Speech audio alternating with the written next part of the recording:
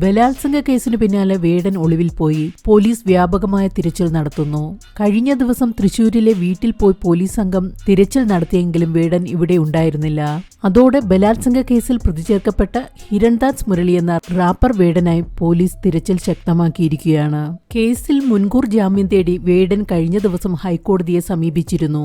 ഉഭയസമ്മതപ്രകാരമുള്ള ബന്ധമായിരുന്നെന്നും ഇപ്പോൾ തെറ്റായ ആരോപണം ഉന്നയിക്കുകയാണെന്നും ഹർജിയിൽ പറയുന്നു. ജസ്റ്റിസ് ബെച്ചു കുര്യൻ തോമസ് സർക്കാരിന്റെ വിശദീകരണം തേടി ഹർജി ഓഗസ്റ്റ് 18 പരിഗണിക്കാൻ മാറ്റി. ഡോക്ടറായ യുവതിയാണ് വേടനെതിരെ പരാതി നൽകിയിരിക്കുന്നത്.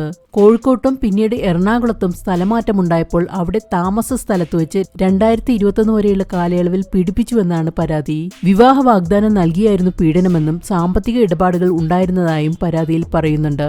2021 ഓഗസ്റ്റ് മുതൽ 2023 മാർച്ച് വരെ കോഴിക്കോട്ടും കൊച്ചിയിലുമടക്കം 5 ഇടങ്ങളിലെത്തിച്ച് വിവാഹ വാഗ്ദാനം നൽകി പീഡിപ്പിച്ചെന്നും പിന്നീട് വിവാഹം കഴിക്കാതെ ഒഴിവാക്കിയെന്നാണ് പരാതിയിൽ പറയുന്നത്.